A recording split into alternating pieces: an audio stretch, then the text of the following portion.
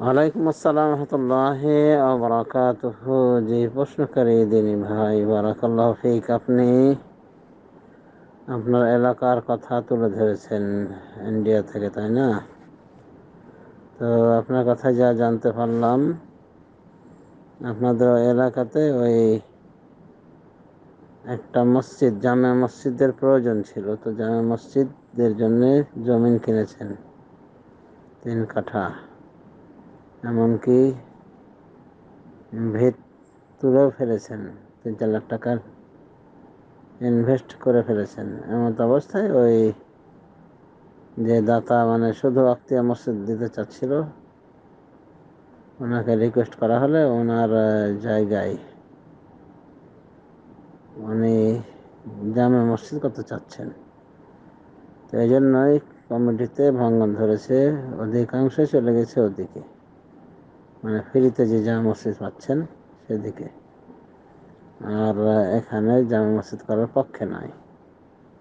তবে এখানে 10% মতো আছে, তারা চায় এখানে জামে মসজিদ হোক, কারণ এখানের জন্যেই তো চাঁদা তুলে জমি কেনা হয়েছে এবং 3-4 লাখ টাকা ইনভেস্ট করা হয়েছে অলরেডি। তো এমত অবস্থায় করণীয় কি? এমত অবস্থায় যেটা করণীয় আমি বলতে পারি, আল্লাহ আলাম, যে আপনারা মিলেমিশে থাকেন। মসজিদ নিয়ে গন্ডগোল করা, এভাবে বিভক্তি সৃষ্টি ভালো নয়। তো যদি 80-90% ওদিকে চলে যায়, যে তারা চাচ্ছে ওই ফ্রিতে যে জামে মসজিদ দিবেন যে ভদ্রলোক, ওইদিকে তারা যাওয়ার পক্ষে, ওই জামে মসজিদ আবাদ করার পক্ষে। এক কথায় ফ্রি ওই জামে মসজিদেই তারা যেতে চাচ্ছেন। তো বাকি 10% তো বলা যেতে পারে যে সংখ্যা কম, সংখ্যালঘিষ্ঠ, ওরাই হলো সংখ্যাগরিষ্ঠ। আর এটা যদি সহি আকীদার অঙ্গনে হয়ে থাকে, তাহলে এই বিভক্তি না করে ওই যেটা জামে করা হচ্ছে ওই ভদ্রলোকের মাধ্যমে, সেখানে আপনারা চলে যান, সাপোর্ট দেন, ওই মসজিদটাকে চাঙ্গা করে তোলেন, ওখানেই নামাজ পড়েন। আর এই মসজিদ যেটা তৈরি করেছেন, এটা ওয়াক্তিয়া মসজিদ হিসেবে ব্যবহার করতে পারেন। এটাকেও আপনারা ওই টেনশন ইত্যাদি করে এটাকে আবাদ রাখতে পারেন, অসুবিধা নেই। তো এটাই ছিল আমার পরামর্শ সংক্ষিপ্ত আকারে, যে দলাদলি বিভক্তি না করে, ওখানে যেহেতু দিতে চাচ্ছেন দাতা, প্রথমে ওয়াক্তিয়া মসজিদে চাচ্ছেন, সেজন্য তো একমত হননি, পরে আবার জনগণের রিকোয়েস্টে উনি রাজি হয়েছেন জামে মসজিদ বানাইতে। তো ওখানে যেতে পারেন। ওখানে যদি 80-90% চলে যান, তো বাকি 10% এভাবে বিচ্ছিন্ন থাকার প্রয়োজন নাই। আর সুন্দর সমাধান আশা করি এটা হবে, যে ওটা থাকলো জামে মসজিদ, এটা থাকলো ওয়াক্তিয়া মসজিদ, সমস্যা কি? অথচ যদি দেখেন যে একেবারে অনেক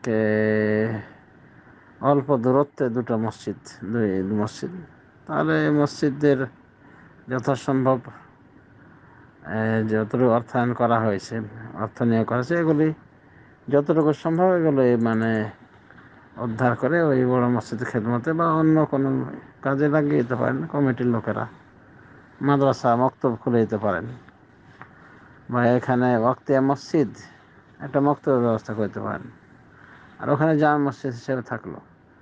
এক কথায় বেশি দূরত্ব যদি না থাকে উভয় মসজিদের ভিতরে, হ্যাঁ, তাহলে এটাকে আপনারা উঠিয়ে নিতে পারেন। আর যদি দূরত্ব মোটামুটি ভালোই রয়েছে, তাহলে ওয়াক্তিয়া মসজিদ সমস্যা নেই। ওয়াক্তিয়া মসজিদ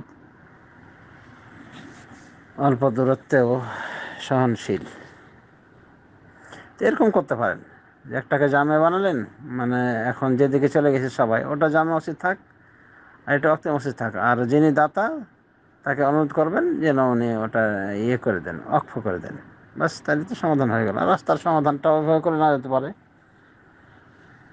বলে কয়ে, মানে তাকে বলে রাস্তার ব্যবস্থা করে ফেলেন, প্রশস্ত করে ফেলেন, যেগুলি ওজর, সে ওজরগুলি দূর করার চেষ্টা করেন, আর ওখানে আপনার নামাজ পড়ার চেষ্টা করেন।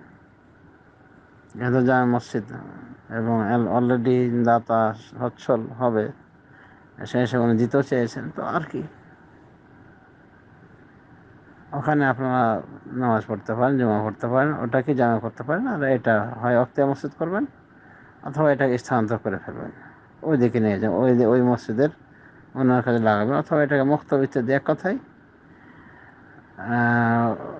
ওখানের মসজিদটাকে জামা মসজিদ হিসেবে আপনারাও গ্রহণ করে ফেলেন, যেভাবে গ্রহণ করে নিয়েছে ৮০-৯০%। আল্লাহ আলাম সাল্লাল্লাহু আলা নবিয়্যিনা মুহাম্মদ ওয়া আলা আলিহি ওয়া সাহবিহি আজমাইন। এক কথায় গন্ডগোল করবেন না। বিচ্ছিন্নতাকে আল্লাহ পছন্দ করেন না, বিভক্তি পছন্দ করেন না। আর তা যদি মসজিদ নিয়ে হয় সেটা আরও নিন্দনীয়। বিষয়টা খেয়াল রেখে এইভাবে সমাধান করতে পারেন। আল্লাহ আলাম।